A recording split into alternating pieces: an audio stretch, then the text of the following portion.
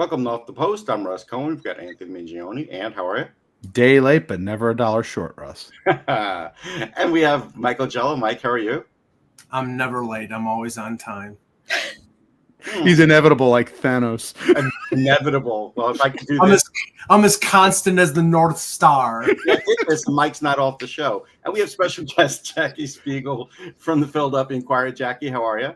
I'm doing great, guys. How are you? Good.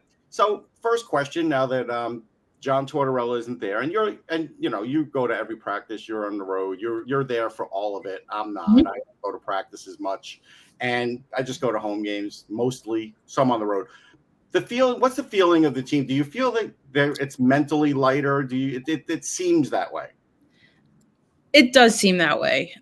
It seems like there's just overall, when you walk into the building in Voorhees or you walk into the Wells Fargo Center, that there's a little bit of a shift. Look, it's no disrespect to John Tortorella and what he did and what he brought to the Flyers organization. And players will tell you that there isn't a difference necessarily, but you do feel like there's some kind of shift in the room. They won't say it, but I think we've all been athletes and we've all had coaches. And I think we have a coach that you're always worried, like it could be your last shift or your last match or your, however you want to phrase it. And that person is no longer there. It kind of does take a little of that pressure off. Mm-hmm.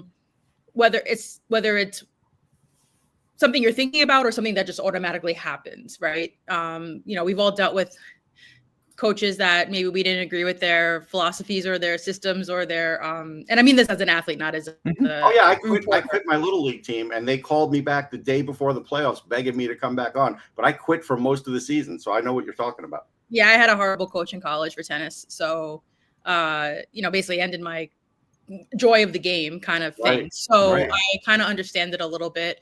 You're not gonna I always was taught, you're not going to like everyone you work with. You're not going to like and so you're not going to like every coach you have to deal with. And there are some guys, that love the John Tortorella way. And there's obviously guys that do not. And regardless of anything, I think right now, because also look, the season's pretty much over in terms of making the playoffs. So there's not that much pressure on that regard either, which is something that they faced last season, right? Like they had so much pressure down the stretch, and we don't know exactly what was going on in the room and inside their heads, down that stretch that kind of went badly, but there isn't that stretch anymore, and you just see they're having fun, which is kind of, I don't know about you guys, but it makes it fun to watch the games too. Yeah, there's something to be said, I think, for just having, like you said, just having a little bit of the joy back and not feeling like the sort of Damocles is dangling over your head after every single, if you make the bad shift. Damocles? Yeah, it's an old Greek thing. It's old Greek myth. Really? What do you expect? You know my background. I'm a history teacher. I'm going to throw those in there. My dad was a history teacher. I know what the sort of Damocles is. There, at least 50% of the panel knows. We're great. I've heard of it, but I didn't know exactly what it was. So I'm halfway there. Oh, I'll send you something later. So I guess the big question is now. There. Yeah, exactly. Oh, there we go. I'll get one of my history books out there for you, Ross. You'll get it. One of those dusty tomes you blow off see how much layers of dust come off. Jackie, let's talk about Brad Shaw. He's in an interesting spot here. He takes the reins of the team with 9 games to go. Again, we didn't expect Tortorella's, if the transition was going to happen, it always felt like it was going to happen. If he was going to step away from coaching the Flyers, it was going to be this offseason. So he wasn't going to step away. Let's be real. Let's be honest here. Yeah. He was always going to get fired. It was never him stepping. He was pretty adamant throughout the entire year that they wanted to force him out. Yeah. Yeah. Not moving upstairs or anything along those lines. Yeah. Exactly. So Bradshaw's now it's an interesting spot for him. 9 games remaining when he takes over, and they've won, three of those games already. Is this in your mind, or do you think the Flyers are looking this is a legitimate sort of audition for him potentially for next year, or do you think as an organization they're looking potentially to move in a different direction with how they're operating? Because obviously under Shaw, most of the principles, the Tortorella principles, are still obviously being used right now. Right. Does the team do they like the principles basically and want to keep that going, or do they want to go in a different direction in terms of their style of play and things of that sort with a new coach? That's a really great question. Obviously, I'm not in the mind of Danny Briere or Heath Jones, but I did hear when I was at Four Nations that there was a lot of talk of who the next coach would be. That if everything fell into place, and so far kind of has, who that next coach would be. So I don't know if they're really looking to. I feel like they have their sights set on someone already. From everything I've kind of gathered, that there really won't be. Like I said, it has to fall out exactly because that person's currently an NHL coach. Right. So it has to kind of fall into place. That doesn't mean, though, I do believe, and I could be, this is just my opinion on everything I've seen and everything I've heard. I wouldn't be surprised, though, if Bradshaw is back as another associate coach, assistant coach running the defense. It's something that I think they really like how he connects with the players. I think, I'm not going to lie. I kind of like the press conferences now where. Oh, I love them now. Oh, people always want to comment about how hard, like how, maybe we don't ask great questions or, they don't like how we ask questions, but you try to, and I respect the crap out of John Tortorella, and he and I had a very good relationship, but when you're dealing with someone who you don't know if they're going to blow up at you on a very simple question, and I will make a case in point, is that I asked 2 players in the locker room what was said during the second intermission or first intermission when we were in Dallas, I want to say it was. And I asked him the same question and he kind of bit my head off and said, I won't answer the question. But yet I kind of knew the answer anyway because I already talked to 2 of the guys. So, I do think, look, he's a good personality. He kind of keeps things light. He's an incredibly brilliant defensive coach. But John Tortorella also kind of focused heavily on the defense, and maybe they need something that's a little bit more offensive related because you have the Michkovs and the Konechnys and Jamie Drysdales of the world. And I do think Bradshaw has really helped Jamie Drysdale's game. I wouldn't be surprised if he's back in some regard. Jackie, as Russ and Anthony can attest, from the very beginning when Danny Briere was hired as general manager, the fact that he mentioned rebuild and he mentioned it frequently, and the fact that John Tortorella was the coach, you had sort of 2 diametrically opposed directions here because Tortorella is not a rebuild coach. He wanted to win, and I don't think what the direction of the franchise was with Briere saying that and what Tortorella was doing were consistent. And what I'm curious about here is with the choice of the next coach, whether there will be everybody pointed in the same direction, or if they hire who we think that they're interested in hiring. That guy doesn't strike me as a rebuild coach. He strikes me as a guy who wants to come in and win. So do you think that they will be going in the same direction, or do you think we're just going to have Tortorella 2.0? No, I don't think we're going to have Tortorella 2.0. You have a very young team, and regardless of anything, and I'm not saying it's hard to say Tortorella 2.0 because, depending on who you have, there's always going to be a focus on winning, right? Because winning, look, that's what your whole point of this is, to win, right? To win games and to make the playoffs and to try and compete. So you're going to have that regard. Are you going to have someone who maybe relates a little bit better to the young players? I wouldn't be surprised. The name I heard is obviously Rick Tocchet. Everyone knows. I don't think that's a surprise that I heard that if everything played out right, Rick Tocchet would be the next head coach. Right. Does that leave a door open for other people? Absolutely. Because we all know that Vancouver wants him back. Whether or not he wants to be back, that's really the question mark, I think, here. And if he wants to go through another rebuild, because he's been through rebuilds before. Right. But I don't think this rebuild is in the same spot as some other teams, right? I think I think that they're closer to they're almost, and I hate to make the comparison, but I think they're almost like the Rangers, where it was very much of a sped up rebuild, right? With Michkov coming back, not coming back, but Michkov coming over 2 years early, that obviously sped it up a little bit. You have Drys. I do think Jamie has picked up his game and changed it and developed into the kind of player that I watched Jamie Drysdale play juniors at World Juniors. The talent in that kid is insane, but he just needs I loved him in pre-draft and all that. There's definitely tentativeness. There's definitely overthinking. And I know he was someone who very much takes on the criticisms and things like that. So it was always in his head, the John Tortorella, way of, how he kind of impacted the team. I think there's a lot of guys that have, Konechny's a star, Sanheim's a star. I mean, like, these are guys that are, you have your cornerstones. I don't think you're in the same realm as like a Buffalo or even like Detroit, when they're still kind of stuck in that rebuild era. Right. And I will say, I'm not here to toot the Flyers and what Danny Briere has done, but I will say the moves that he made and opening up the money and opening up spaces on the roster, he's made those strides that need to be stepped up. It'll be interesting to see what happens come the summer. It'll be interesting what happens come at the draft with how many picks they have, because let's be honest, you could package those up for players real quick.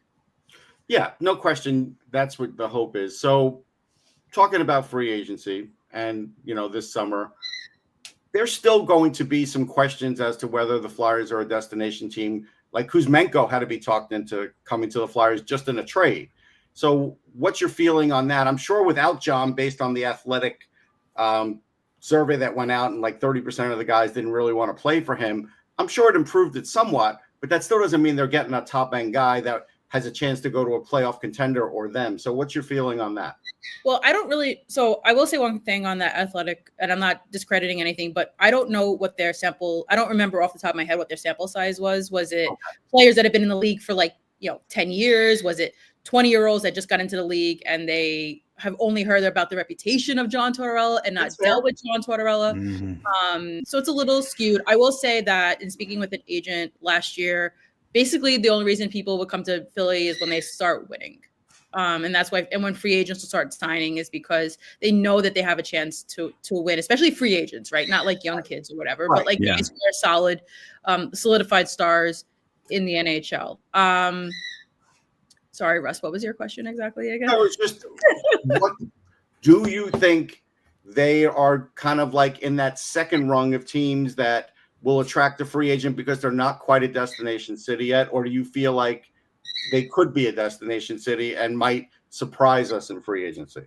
Oh, I think they'll be surprises. I do, because as much as you want to say they're not a destination city, and I think that's a little, no offense, I think that's a little skewed, because it's Philadelphia. It's a major market. It's you're not far from, and it's easy travel if you really think about it, right? Trains. That's true. Trains, planes, and buses are used to go to Dallas, where you're in a different time zone every week. I couldn't imagine dealing with Dallas, or I couldn't imagine living in some of these cities, because I can easily hop on a train, go to DC for the games. I can easily hop on a train to go to New York. I can easily hop on the train to Boston if I really. I did it coming back once, and it's not great, but you can do it. You can even, if you really wanted to, you could hop on a train to Pittsburgh. It's Columbus. It's not, there's a lot of 45-minute flights. It's not hard to travel, even going to Toronto and Montreal. So that's lucrative. They do treat the players exceptionally well that's why I kind of got a little, it's not my place. I'm not defending the Flyers, but when I hear a Canadian reporter make comments about how the Flames flew Farabee and Frost, which great, but how they couldn't get Peltier, whatever, and misconstrued the fact that there's visas and things that you need. Right, of course, yeah. Work visa to go work in Canada is Canadian. There's, and the system, and let's be realistic. And in Canada, they go, oh, NHL, boom, welcome. Exactly, precisely, yeah. So there's things that are kind of out of their control a little bit with that. But I will say that from everything I've heard, they really do treat the players incredibly well here. And that is why a guy like Scott Lawton didn't want to leave.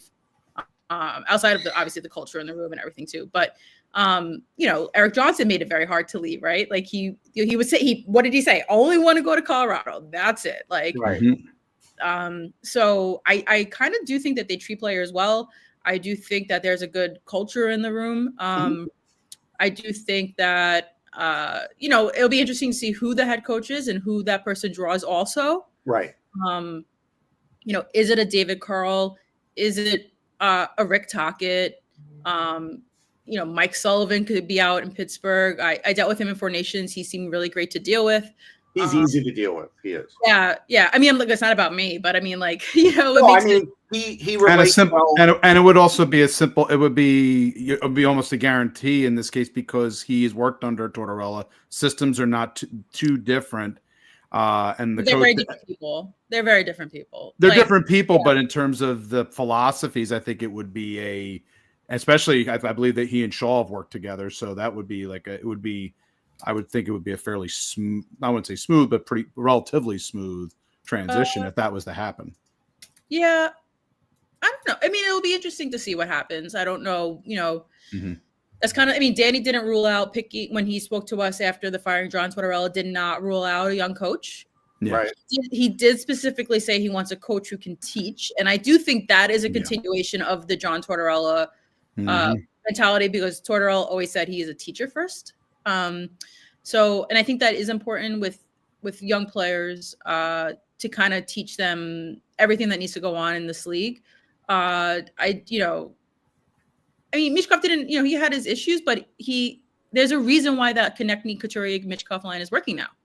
It's because he's become a little bit more defensively responsible. Mm-hmm.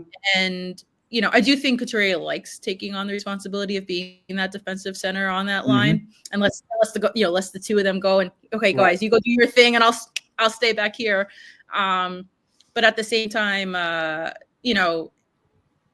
it could be interesting to see who they pick as the next coach. I talked to Bobby Brink the other day about David Carl. All he had was glowing things to say about him. The thing about David Carl is he has 2 years to deal with in Denver. So if the Flyers wanted him, they would probably have to buy out that deal at Denver, and Denver would probably have to agree to it. Oh, I wouldn't be surprised though if he has it in his deal that if an NHL team came calling, they would have to end the contract. I would look. How are you really going to tell him? Oh, sorry, buddy, you can't go coach in the NHL. They're winning championships and they're making money. You never know with the university, But you're probably right. It probably is in there. Jackie, I wanted to ask you about, and this kind of builds on a conversation you and I have recently about, where the Flyers are right now. They're currently seventh. If we didn't have a lottery right now, the Flyers are currently sitting seventh and probably, I believe, tied right now with, I believe, Pittsburgh. Is it in the team? We know from the short term and where the team currently is right now that, for their psyche and certainly in trying to end the season well, it's a good thing. But in this draft, which does not necessarily have the high, the generational level talent that you would like, but still you want to end up being in the top 5. Does it serve them to be, where are you at with regards to that in terms of what it is? Should they be trying to get more ping pong balls or trying to get more wins at the end of the season? This is my own opinion, correct? Mm-hmm. Okay. So, but my own opinion is based on something somebody else said to me. Or I heard somewhere. I can't even. I don't remember exactly. But I think someone said, the guys that you get in this year's draft or in any draft, outside of let's say you're picking number 1 or number 2 or maybe number 3, won't be making an impact on your team for at least 2 years. Yeah, maybe more. So yeah. Mm-hmm. So maybe it does make sense to kind of win out or play really well down the stretch to move forward for next season because maybe it hurts your draft a little bit this year. And we all know it's not a good draft. So maybe it makes sense to just kind of do your thing now and help these guys. Tortorella talked all the time last year about how important it is to learn how to win and win games. And I think the confidence that the players have right now in their game is more important right now than a draft pick. They're having fun. They're playing well. Do they make mistakes? Absolutely. But there isn't this overhang of, there isn't an overhang of, that you could get benched for whole games or whatnot. So I do think, why not? Go win. Go win games. Like, why not? I mean, look, what's the number one rule in the playoffs if you're going to lose a game? You get that goal at the end of the game, it kind of carries over into the next one, right? True. I mean, look, it's a good opportunity to see what Carson Dorwart has. I think I said that right.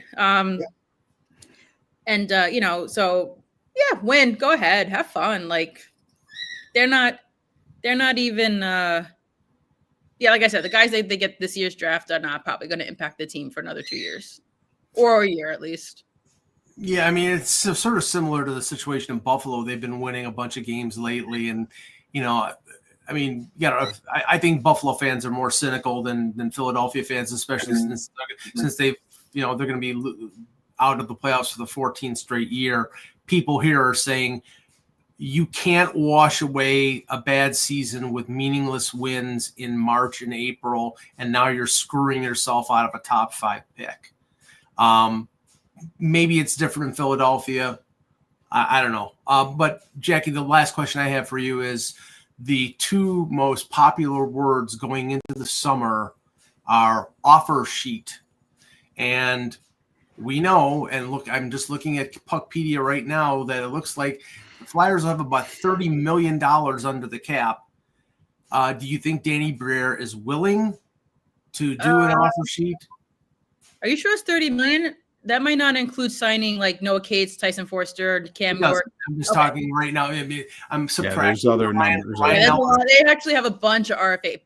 Jacob Peltier is another one. Yeah, they got a bunch of guys that they have to sign. Plus, also next year, like Ty Murchison. Well, that's more for the. But Ty Murchison's contract comes into play, and a couple other guys. Oliver Bonk probably, but it's not including the fact that they might trade Ristolainen in the summer. So sort of balances out. But do you think Briere is going to be the Doug Armstrong of 2025 and go out there and try to go the offer sheet route? I hope so. I love chaos. I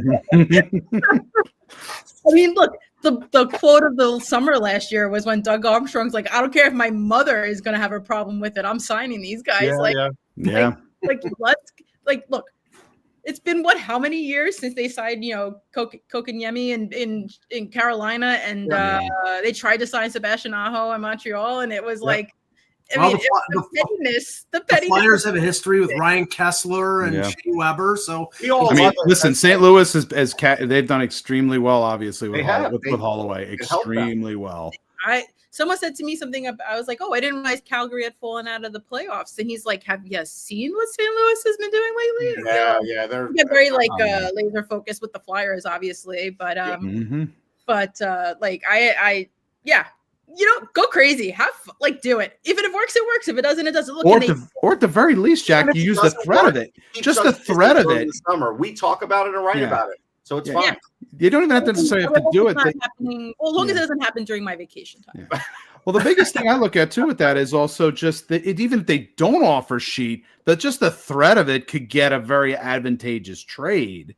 Sure. Because they have the assets and the space to make it work. So you kind of almost can kind of potentially get a team to say, okay, do we want to risk this, or are we going to just try to get what we can get that's going to be useful for us? The question is who and absolutely, what? Yes.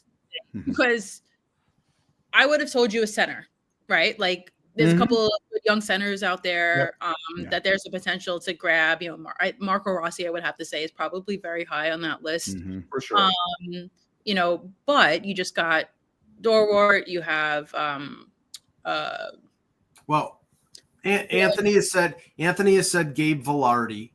Oh yeah, Gabe Vilardi is also another option. Yeah, just from the cap perspective, for Winnipeg, it can make things very difficult for them to try to get it. Yeah, the interesting thing with Velarde is that he is a former teammate of Jamie Drysdale and Jacob Peltier at World Juniors, so there's another connection there. I've said Mason McTavish, but the same thing. But the same thing with Ross. I don't think they have. Anaheim has got like $5 billion in cap. Yeah, that's going to be tough. That one will be a tough one. Minnesota with Rossi, now all that money from Suter and Parise drops off this summer, so they're not going to be as cap strapped as they have been. Right, so but they haven't signed them yet, and so there is a wonder whether they want to. That one's fair. I thought about Rossi months and months ago. Maybe they can make a trade. Well, there's also they have to sign an extension to Kaprizov in next year. Yeah, I don't think he's going to sign. No, I think he's going elsewhere. Kaprizov? Yeah, I think he's going to leave Minnesota. I think he's kind of like the rumor's been Chicago for about a year. I think that's where he's going. We'll see. We'll see what happens. Just sometimes guys like organizations when they're growing up or they want to play with a certain player. He likes deep dish pizza. Who knows? Yeah. All right. Here's the last question. Although I wasn't. Actually, I shouldn't say that. Say it because it's not as good as New York pizza, but it's good. It's a casserole. It's not a pizza. There it is. There it is. That's the truth. But it is good. I will say I had some in Chicago when I was there, obviously because I had to have it. And I like Giordano's. Giordano's is had good. it in the draft. Once was enough. Yeah, Giordano's is really good. Yeah, but they make you sit for 45 minutes for waiting, so I had to have a salad. By then I was full, I've had it twice, Anthony. If I've had a third time, I have to go for an angioplasty. Last question. It's for all of us. So the NHL signed a new deal with Rogers, $11 billion for 12 years. I've kind of heard both sides of it, so we'll all can give an opinion on this. I've heard that Gary Bettman doesn't know what he's doing. It's too long-term of a deal. They're missing out on what's going to happen in the future. I don't feel that way. I actually feel like they had to do this deal because there was a lot of questions losing the current deal as to who they were going to get. And I know there's still questions about the French deal and everything else, but they've left room open so where they can kind of like, for lack of a better term, sublet some of the contract for other games, whether it's pay-per-view or otherwise. So I like the deal. What do you go ahead? We'll go with Jackie first, and then we'll go with Mike and then Anthony. I mean, I don't know if I have enough of an opinion because I haven't really paid much attention to it. But I mean, I'm pretty, I watch Sportsnet. I cover the Canadian teams. I watch Sportsnet often. I mean, I'm just more annoyed that Rick Ball's not calling Flames games anymore because I really enjoyed. He's one of the best calls in the entire league, in my opinion. But yeah, I mean, I know there's a lot of question marks about like whether or not they're making it fresh and young and whatever. But I mean, don't they have Bieksa on Sportsnet or is that TSN? Yeah, Hockey Night in Canada's got Bieksa. Yeah, Hockey Night Canada. I mean, look, I don't know. I whatever. Money's money. It's a ton of money, and if it gives the league money, that's all them. I mean, who else is going to do the games though? Well, I mean, that's the problem. See, TSN will still have regional coverage for some of the teams. Right. There's a lot of speculation that Amazon is going to have a wider presence. They may be part of this. Because their coverage has been very good with the Monday night games that they do there. The problem is not the fact that the league got $11 billion. The problem is that what Sportsnet has done over the last couple of years is strip down their coverage so bare bones. They've laid off people like John Shannon. They've laid off other Christine Simpson. They cut loose. Other people that we all know. Their coverage is bare bones. And it's not very new and fresh. It's not very insightful. It's nothing compared to what Hockey Night in Canada used to be and what Sportsnet purported to be when they started. I think it was 2012 or 2013 when they had the new contract. Yeah, the NHL got the money. The problem is it's not all about the money. And the fans up in Canada are not exactly pleased. So I think there's, the NHL is getting paid, but they're, as usual, they're not thinking about their fans and thinking about the best for the game. Okay, Ant, you finished up. In terms of the deal itself, I mean, it's a TV deal, long-term TV deal. I get the NHL wanting certainty in this circumstance. I'm very much sort of looking towards Amazon right now, though, because again, they're putting their foothold. They're doing this up in Canada. I do wonder whether or not we're going to start to see them try to expand their footprint with the NHL, even here, potentially here in the States as well. We'll see as we go down the line. That's the part I'm kind of looking at this deal for Sportsnet as being sort of almost your kind of traditional over the broadcast deal. But whereas I'm looking at, what streaming services and how much are they going to sort of gain more and more of a foothold as that deal ages. So that's what I'm going to be most curious about. All right. I just want to say real quick. I have a cockatiel. I saw some people asking what the noise was. He likes to interject and make sure everyone knows he's around. So Anna the cat is is the mascot for this show anyway. So that's the answer I gave because that's what I was pretty sure of. So yeah, okay. Anna, they're muscling in on Anna's territory. They are. Anna's not even. She's sleeping. I guess I don't know. Everybody's sleeping. That's rare. That's a rare occurrence. It is a rare occurrence. She's usually the fourth panelist. She is. All right. Thanks, Jackie, for coming on. That's it for Off the Post. We'll catch everybody next time. Take care, everybody. See ya. Thank you.